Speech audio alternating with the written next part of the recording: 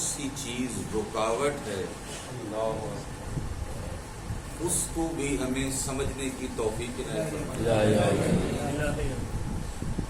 حضرت کے ظہور کو اگر ہم نے سمجھنا ہے کہ ان کا ظہور کب ہوگا تو ان کے غیبت کے اسباب دیکھیں، کیونکہ جس وجہ سے غائب ہوئے تھے وہ وجوہات ختم ہوں گی تو لا محالہ ظہور کے لیے زمینہ اور گراؤنڈ فراہم ہو جائے گا۔ اللہ تعالیٰ نے اپنے انبیاء کو، اپنی حجتوں کو دنیا میں بھیجا تاکہ کوئی شخص بھی اللہ کے مشن اور ہدف سے غافل نہ رہ جائے۔ کوئی یہ نہ قیامت والے دن کہے کہ ہماری علم میں نہیں تھی، اے میرے اللہ تو کیا چاہتا تھا، تیری کیا منشا تھی، تیری کیا مرضی تھی، تو ہم سے کیا چاہتا تھا، ہمارے علم میں نہیں تھا۔ اسی لیے اللہ تعالیٰ نے ایک حجت نہیں، دو حجت نہیں، تین حجت نہیں، 100 نہیں، 1000 نہیں، 1,24,000 حجتیں بھیجی اور 12 امام یہ حجتیں ہیں۔ اور عرض کیا تھا میرے جوان دوستان جو بیٹھے جن کے ذہن میں ہوگا، حجت اس ہستی کو کہا جاتا ہے جہاں پر آ کر بہانے ختم ہو جاتے ہیں، جہاں پر آ کر، میں آیت البتہ غلط نہ پڑھوں اگر یاد دیں گے، لِیَکُونَ حُجَّةً، قرآن کریم فرماتا ہے کہ ہم نے انبیاء کو بھیجا تاکہ حجت کیا ہو جائے، حجت تمام۔ کسی بھی کلاس کا درس اور جو ان کا لیکچر یاد کروانے کے لیے ایک استاد رکھا جاتا ہے، لیکن انسانیت کی تعلیم کے لیے، ایمان کی بلندیوں تک پہنچانے کے لیے اللہ نے 1,24,000 نبی بھیجے اور 12 امام بھیجے، اور جو ہر ایک اپنی خود مثال ہے، ہر ایک اپنی اپنی خود مثال ہے۔ لہذا ہمیں عذر باقی نہیں رہتا، کسی انسان کا عذر باقی نہیں رہتا۔ اور امام زمانہ اجل اللہ فرجہ شریف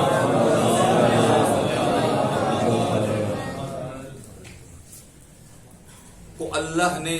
اپنے ذخیرے میں باقی رکھا، ذخیرہ الہیہ میں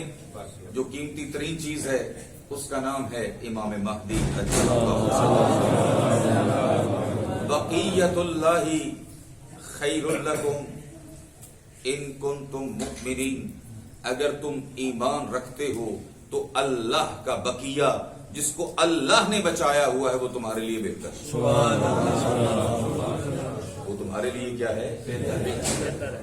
جو اللہ نے تمہارے لیے، کیوں؟ اللہ کے علم میں تھا کیا حالات پیش آئیں گے، کیا واقعات پیش آئیں گے، کیا مسائل پیش آئیں گے۔ وہ کیا کہتے ہیں، ان کے نمائندے جب ماضی اور مستقبل کا علم رکھتے ہیں تو خدا کا علم کیا ہوگا، ہمارے تو ہر خدا کے علم کو تو بیان کرنا ہی کیا کہتے ہیں مشکل ہے، ہم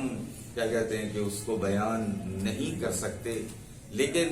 اللہ کے علم میں تھا کہ جو میرا مشن ہے حضرت آدم علیہ السلام سے لے کر خاتم الانبیاء تک وہ پورا ہوتا نظر نہیں آتا۔ وہ کس وقت اللہ کیا چاہتا ہے، زمین میری ہے، گھر میرا ہے، حکومت بھی میری ہے،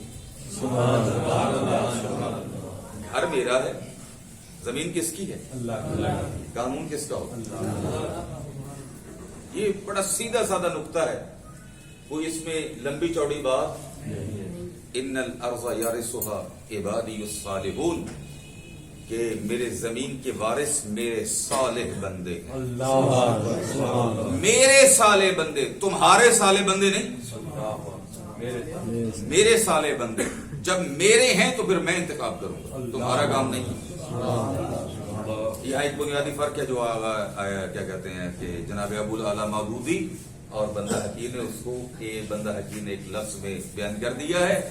کہ یہاں تک وہ ہمارے ساتھ چلتے ہیں کہ قانون اللہ کا ہونا چاہیے، پھر آگے جا کے مسئلہ، حالانکہ وہ بہت واقع نظیم شخصیت تھے اور ان کی فکر بڑی قابل قدر تھی، امام خمینی رحمت اللہ علیہ کی فکر کے قریب تھی، ٹھیک ہے، لیکن یہاں پر پھر یہ کہیں گے جیسے اہل بیت والے سمجھتے ہیں قرآن کو، بہرحال ویسے بھی سمجھیں، قرآن جی فرما رہا ہے کہ اگر قانون میرا ہو تو پھر بندہ بھی میرا ہو، لیقوم الناس بالقسط، اللہ نے اس لیے حجت، آخری حجت کو باقی رکھا کہ میرا قانون پوری دنیا کے اوپر نافذ ہو اور میری توحید کا علم بھی بلند ہو، اور جیسا میں عدل چاہتا ہوں ویسا عدل کائنات میں نہ ہو، اور پھر لوگوں کو پتا چلے کہ اللہ بندوں کے لیے چاہتا کیا تھا۔ آواز بلند سلام،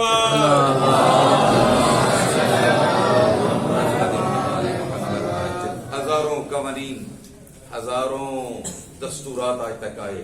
لیکن ناکام ہو کے واپس ہو کے بتا رہے ہیں کہ ہمارا علم بھی ناقص ہے، ہمارا قانون بھی ناقص ہے۔ ہمارا قانون کیوں ناقص ہے؟ ہمارے علم کے مطابق ہے، جو اللہ کا قانون ہے اس کے علم کے مطابق ہے، لہذا ایسا نہیں، اسی وجہ سے اللہ کے قانون سے بڑھ کر کوئی اچھا قانون نہیں ہو سکتا، اور جس کی مخلوق ہے وہ بہتر جانتا ہے۔ آپ کا موبائل ہے، گھڑی ہے، آپ کا گھر ہے، جس نے بنایا ہے، اور یار میں بنایا، میں نے پتا ہے کہ مشینری کتنے خراب ہوندی ہے، کتنے ٹھیک ہوندی ہے، کیسے صحیح ہوتی ہے، پانی پڑ جائے تو اس میں زنگ لگ سکتا ہے، جس نے بنایا ہے، جس نے نہیں بنایا اس کے علم میں نہیں ہے۔ میں کوئی انہونی گل نہیں کی، تھوڑے علم میں چاہیے، ٹھیک ہے، جو کسی چیز کو بنانے والا ہو، مکان بناتے ہیں تو کہتے ہیں یار وہ مستری نے بلا، جو نے بلوایا صحیح یار فلاں مشکل ہے، کیونکہ اس کے علم میں ہے۔ اللہ نے انسان کو بنایا ہے اور اس کے علم میں ہے انسان کو کون سی چیزوں کی ضرورت ہے، کون سی چیزوں کو انجام دے گا تو معراج پر پہنچے گا، اور کون سی چیزیں ایسی ہیں جن کے ساتھ یہ زمین کے اوپر گر جائے، یہ اللہ کو علم ہے۔ اور اسی بہترین قانون اللہ رب العزت نے انسان کو دیا جس کے ساتھ وہ ترقی کی منزلیں طے کر سکتا ہے۔ شریعت اسی کا نام ہے، شریعت اسی کا نام ہے کہ جس کے ذریعے انسان اس مقام کے اوپر پہنچتا ہے جہاں اللہ تعالیٰ یہ فرماتا ہے کہ میں تجھ سے راضی ہو گیا ہوں تو مجھ سے راضی ہو، رضی اللہ ورضوا، یہ کوئی چھوٹی بات نہیں ہے، رضی اللہ ورضوا عنہ، بس شریعت کو ہم معمولی نہیں سمجھیں۔ امام زمانہ کیوں گئے؟ کیونکہ حفاظت کرنے والے نہیں۔ امام زمانہ کیوں گئے؟ کیونکہ امام زمانہ کے، البتہ میرا جملہ تھوڑا سا عام ہے، جتنا کو کسی چیز کو قیمتی سمجھتا ہے اس کا خریدار ہوتا ہے، جتنا کوئی کسی چیز کو قیمتی سمجھتا ہے اس کا خریدار ہوتا ہے۔ میری بات سمجھ میں آ گئی؟ اور حقیقت یہ ہے دنیا میں نہ اللہ کے ویسے خریدار ہوئے، نہ انبیاء کے ویسے خریدار ہوئے، وَمَا قَدَرُ اللَّهَ حَقَّ قَدْرِهِ، جو اس کریم رب کو ماننے کا حق تھا وہ انجام نہ ہو سکا۔ وَمَا قَدَرُ اللَّهَ حَقَّ قَدْرِهِ، یہ سورہ یوسف جو آپ نے پڑھی اس میں بھی تھا کہ یوسف نبی جیسی ہستی اس کو چند سکوں کے مقابلے میں وَقَانُوا مِنَ الزَّاهِدِينَ، ان کو یوسف سے کوئی مطلب نہیں، اللہ کی حجت سے کوئی مطلب، جب اللہ کی حجت نہ مطلب نہ ہوئے پھر ایسے ہی ہوتا ہے جیسے حضرت یوسف علیہ السلام کے ساتھ۔ میرے دل میں ایک واقعہ آ رہا ہے، میں مجبوراً، حالانکہ میرا دل تھا کہ میں کوئی اور بات عرض کروں لیکن مجبوراً اس بات کو عرض کرتا ہوں۔ صلوات پڑھیے گا محمد۔ جمکران مسجد ہے اور کہا جاتا ہے کہ امام زمانہ جل اللہ فرجہ شریف کے اشارے سے یہ بنی ہے، اللہ تعالی ہمیں بھی وہاں کی زیارت نصیب فرمائے۔ ایک واقعہ نقل کے معتبر اشخاص نے نقل کیا ہے اپنی کتابوں میں کہ لوگ وہاں پر عبادت کے لیے جاتے ہیں اور امام زمانہ سے توسل کرتے ہیں کہ ہماری مشکلات کیا ہو جائیں، سخت بات ہے، لیکن اگر اس کو سمجھ گئے تو یقیناً دعا کریں گے امام زمانہ کے حق میں اور بندہ حقیق کے حق میں بھی دعا کریں گے۔ کہتے ہیں کہ گرمیوں کے دن تھے، ایک شخص عبادت کر رہا تھا اور عبادت کرتے کرتے کیا کہتے ہیں کہ البتہ صلوات پڑھیے گا محمد والے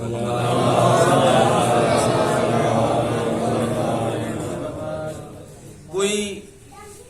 شخص آیا گرمی میں اور اس نے اس کو پانی کا گلاس دیا، اور ایرانیوں کی یہ عادت ہے کہ جب بھی کوئی نیکی کا کام کرتے تو کہتے دعا کیجئے گا، چاہے وہ پانی کا گلاس ہی کیوں نہ ہو۔ اب پانی کا گلاس اس کو دے کے کہا کہ امام زمانہ کے لیے دعا کرے۔ اگر میں بھولتا نہیں تو شاید ایسے ہی کہ امام زمانہ کے لیے دعا کریں۔ اس جوان نے، عربی جوان نے پانی پیا اور اس نے ایک جملہ کہا، اے ماننے والوں، امام زمانہ کے واقعہ سخت ہے، فرمایا کہ اگر ہمارے ماننے والے شیعہ اس پانی پینے کے برابر بھی مجھے اہمیت دیتے تو میرا ضرور۔ میرا خیال ہے اس کے بعد میرے کو تو جملہ کوئی اور نہ میں کوئی اس کے علاوہ، اگر پانی پینے کے برابر بھی اہمیت دیتے جتنی پانی کی اہمیت ہے، سب کچھ ہو رہا ہے، کون سا کام ہے جو گھر کا نہیں ہوتا؟ واقعہ ممکن ہے تھوڑا سا لفظوں کے ساتھ آگے پیچھے، لیکن آخر میں جملہ یہی تھا جو میں آپ کے سامنے عرض کروں تاکہ روایت خراب نہ ہو، کہ اگر ہمارے شیعہ ہمیں پانی کے برابر بھی اہمیت دیتے تو میرا ظہور ہو جاتا۔ سارے دنیا کے کام ہو رہے ہیں، کتنا گھر میں تذکرہ ہوتا ہے قائم آل محمد کا، کتنا ہم یاد کرتے ہیں امام زمانہ اجل اللہ فرجہ شریف کو، کتنی ہمارے دلوں میں جگہ ہے قائم آل محمد کے لیے، یہ ہمیں سوچنا پڑے۔ آیا قائم آل محمد کے لیے ہمارے پاس وقت ہے، پیسہ ہے، اولاد ہے؟ میں اپنا نہیں امام زمانہ کا تو پیسہ کیسے، اولاد کیسے؟ آئے امام زمانہ اجل اللہ فرجہ شریف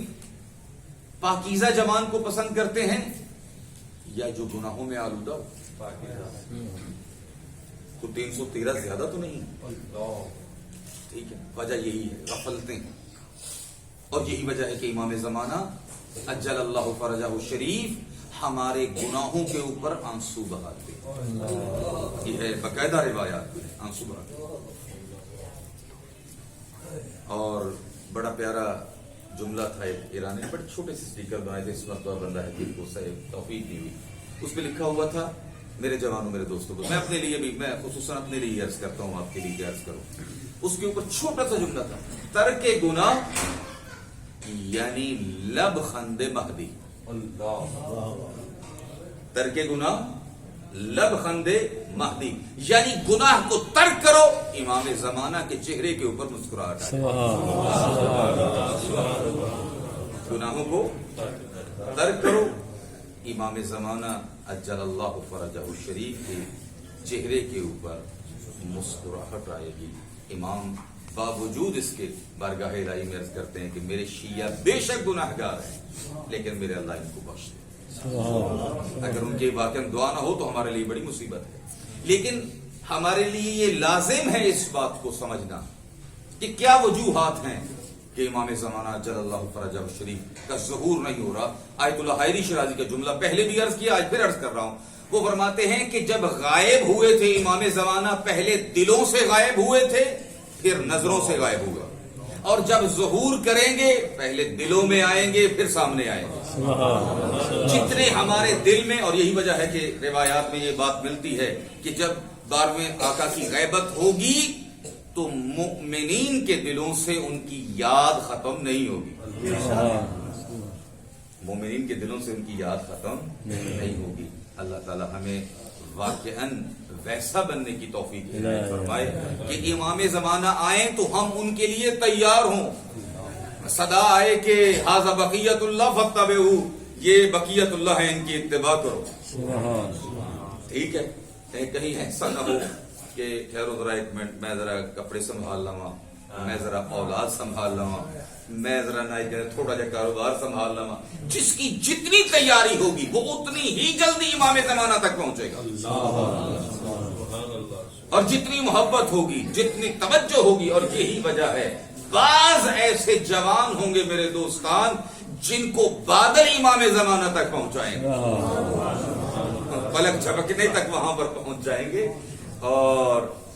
क्या कहते हैं कि तालिकान एक सूबा है, आखिरी बात मैं माजरत चाहता हूं, एक आधा मिनट अगर इजाजत। तालिकान सूबा है, उनके रहने वाले इमाम ज़माना से इतनी मोहब्बत करते हैं वो रात को सौंदे है ना तो जुत्ती इधर करके सौंदे, इस पासे जुत्ती भी सौंदे। क्यों भला? कहते इमाम ज़माना तो सन जुत्ती सीधी करन दी भी जहमत ना हो।